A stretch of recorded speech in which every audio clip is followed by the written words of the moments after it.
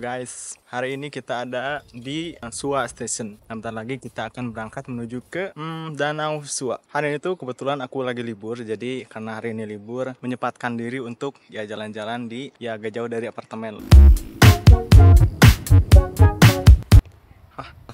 Ada fotografer handal.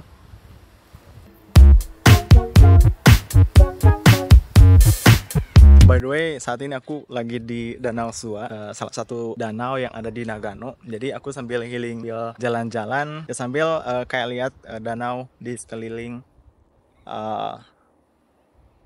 Lumayan cantik. Ini cocok banget sih untuk healing dari hiruk-pikuk dunia.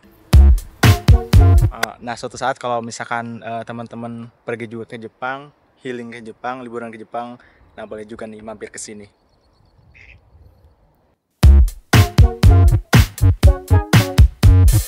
By the way, kalau misalkan saat ini kita ngomongin dunia kerja, saat ini kayak cari kerja di Indonesia emang lumayan benar-benar sulit gitu kan. Nah, bisa kita lihat dari angka pengangguran di Indonesia yang lumayan menjadi angka tertinggi juga di ASEAN gitu. Karena mungkin penyebabnya itu karena ya lapangan kerja di kita lebih sedikit gitu kan dibanding dengan para pencari kerja gitu kan yang ada di negeri kita. Ditambah lagi banyak persyaratan kerja yang memang kadang-kadang di luar nalar gitu kan. Kita harus punya skill A, B, C, D dan sebagainya. Itu mungkin salah satu faktor kenapa cari kerja di Indonesia itu lumayan sulit banget gitu. Nah, makanya saat ini tuh banyak banget orang-orang yang memilih untuk bekerja ke luar negeri. Termasuk juga aku gitu. Ada beberapa alasan yang membuat orang itu memutuskan untuk bekerja ke luar negeri. Nah, ini dia aku coba spill alasan-alasan kenapa banyak orang lebih memilih bekerja ke luar negeri ketimbang bekerja di Indonesia.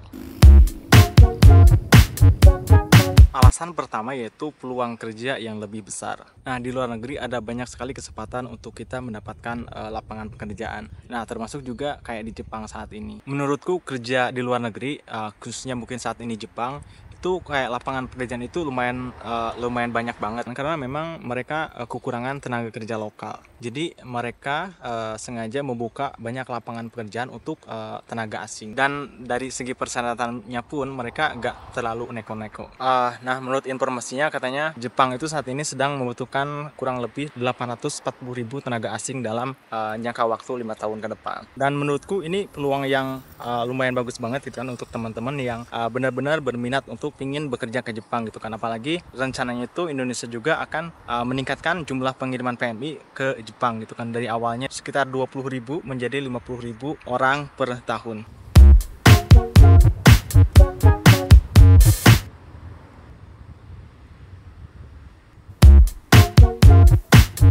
Nah, yang kedua ini mungkin menjadi hal yang menarik, yaitu gaji yang relatif besar. Ini sih kayaknya jadi banyak pertimbangan banyak orang kenapa orang-orang banyak memilih untuk bekerja ke luar negeri. Ya salah satunya mungkin Jepang. Itu ya salah satunya karena gajinya yang lumayan relatif besar kalau dibandingkan dengan UMR yang ada di Indonesia gitu. Rata-rata gaji di Jepang itu kan dihitung per jam, dan nominalnya pun lumayan cukup tinggi gitu kan kalau dibanding dengan ketika kita bekerja di Indonesia dengan hitungan gajinya itu kayak UMR dan sebagainya. Nah, rata-ratanya di sini itu kerja 40 jam dalam seminggu dan kita dibayar per jam gitu kan. Dan rata-rata gaji di sini itu berkisar antara 900 sampai 1.100 per jamnya gitu kan, tergantung perusahaan dan tergantung daerah di mana kita bekerja.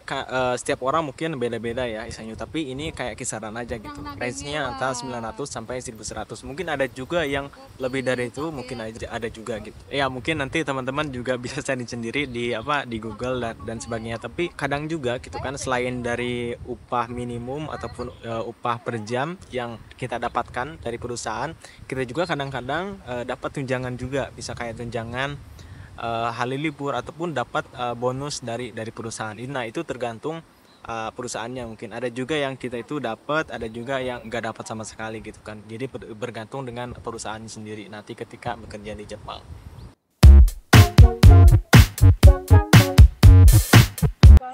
Ya, alasan yang ketiga yaitu mencari pengalaman. Ketika kita berkunjung ataupun bekerja di luar negeri, banyak pengalaman yang kita dapat yang mungkin kita tidak bisa dapatkan ketika di Indonesia. Nah, apalagi di Jepang dengan tingkat kualitas hidup yang lumayan tinggi, dan kita juga bisa bertemu dengan banyak hal gitu kan, dengan banyak orang dengan karakter yang berbeda-beda juga. Kayak misalkan di tempat kerjaku gitu kan, ada berbagai karakter orang dari tempat yang berbeda-beda juga. Ada yang dari Vietnam, ada yang dari Filipina, Ada yang dari Brazil, ada yang dari Cina, dan dari berbagai tempat daerah lainnya gitu kan. Dan kita bisa sharing gitu kan, kayak bertukar pengalaman, tukar wawasan, tukar ilmu dengan mereka gitu.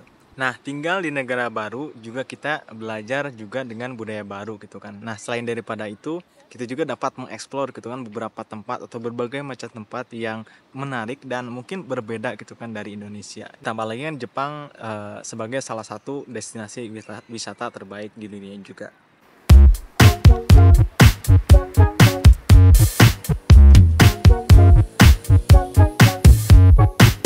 Seperti World Place.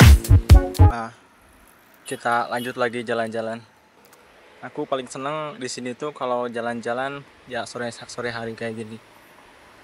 Karena pemandangan matahari tenggelamnya di sini lumayan bagus banget.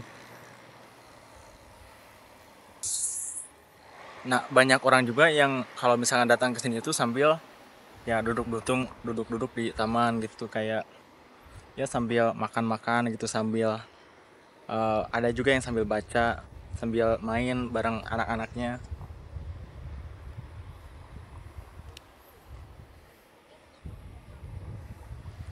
Ini sih keren banget sih.